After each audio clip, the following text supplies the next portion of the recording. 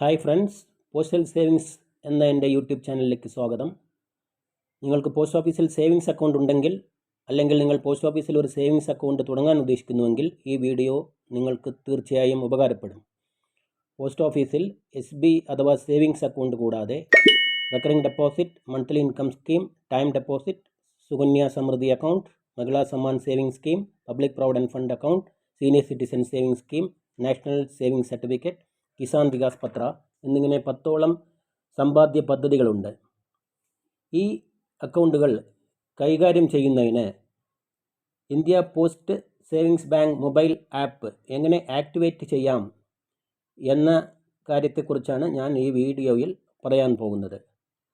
നമുക്ക് വീഡിയോയിലേക്ക് പ്രവേശിക്കാം.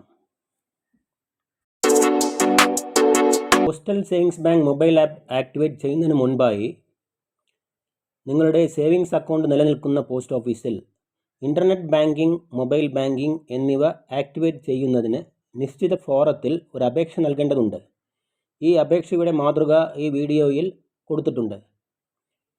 ഇന്ത്യ പോസ്റ്റ് വെബ്സൈറ്റിൽ നിന്നും എൻ്റെ ബ്ലോഗായ https:/postalsavingsbank.blogspot.com എന്ന സൈറ്റിൽ നിന്നും പ്രസ്തുത ഫോറം ഡൗൺലോഡ് ചെയ്യാവുന്നതാണ്.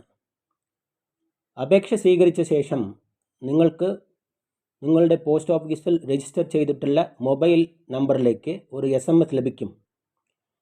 നിങ്ങൾ പുതുതായി ഒരു സേവിങ്സ് അക്കൗണ്ട് തുടങ്ങാനാണ് ഉദ്ദേശിക്കുന്നതെങ്കിൽ അക്കൗണ്ട് ഓപ്പണിംഗ് ഫോറത്തിൽ തന്നെ നെറ്റ് ബാങ്കിംഗ്, മൊബൈൽ ബാങ്കിംഗ് എന്നിവ ആക്ടിവേറ്റ് ചെയ്യാനുള്ള ഓപ്ഷൻസ് ടിക്ക് ചെയ്യാവുന്നതാണ്.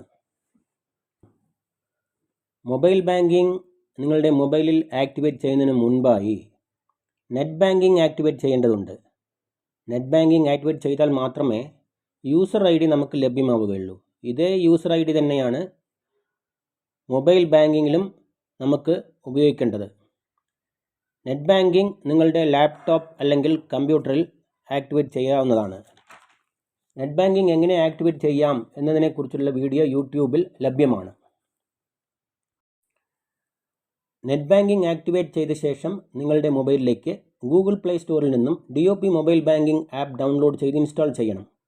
ആദ്യമായി ഈ ആപ്പ് ഇൻസ്റ്റാൾ ചെയ്ത് ഓപ്പൺ ചെയ്യുമ്പോൾ മൊബൈൽ ബാങ്കിംഗ് എന്ന ഓപ്ഷൻ സെലക്ട് ചെയ്ത ശേഷം കാണുന്ന സ്ക്രീനാണ് ഇവിടെ കൊടുത്തിട്ടുള്ളത്.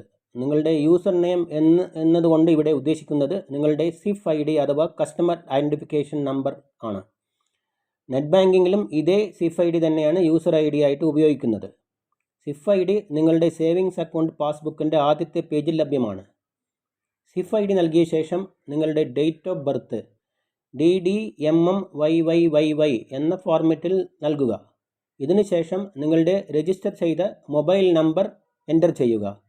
വീണ്ടും SIF ID ഒരിക്കൽ കൂടി നൽകിയ ശേഷം ആക്ടിവേറ്റ് എന്ന ബട്ടണിൽ ക്ലിക്ക് ചെയ്യുക.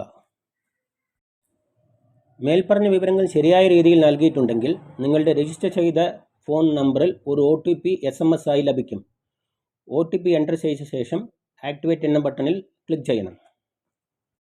OTP ശരിയായി എൻ്റർ ചെയ്യുകയാണെങ്കിൽ MPIN സെറ്റ് ചെയ്യാനുള്ള സ്ക്രീൻ ലഭ്യമാകും. 4 അക്ക MPIN ആണ് സെറ്റ് ചെയ്യേണ്ടത്. 4 അക്ക നമ്പർ 2 തവണ ശരിയായി നൽകിയ ശേഷം സബ്മിറ്റ് എന്ന ബട്ടണിൽ ക്ലിക്ക് ചെയ്യണം. ഇതോടെ നിങ്ങളുടെ മൊബൈൽ ബാങ്കിംഗ് ആക്ടിവേഷൻ പൂർത്തിയായി എന്ന കൺഫർമേഷൻ നിങ്ങൾക്ക് ലഭ്യമാകും. SIF IDയും MPINഉം മറക്കാതെ സൂക്ഷിക്കണം. ഇവ രണ്ടും ഉപയോഗിച്ച് നിങ്ങൾക്ക് നിങ്ങളുടെ മൊബൈൽ ബാങ്ക് ആപ്പ് ഓപ്പൺ ചെയ്യാവുന്നതാണ്. നിങ്ങൾക്ക് നിങ്ങളുടെ സേവിങ്സ് അക്കൗണ്ട് കൂടാതെ മറ്റ് എല്ലാ സ്ഥിര നിക്ഷേപ അക്കൗണ്ടുകളും മൊബൈൽ ആപ്പിലൂടെ കൈകാര്യം ചെയ്യാവുന്നതാണ്. നമുക്ക് മറ്റൊരു വീഡിയോയിലൂടെ വീണ്ടും കാണാം. അതുവരെ ബൈ. Thank you.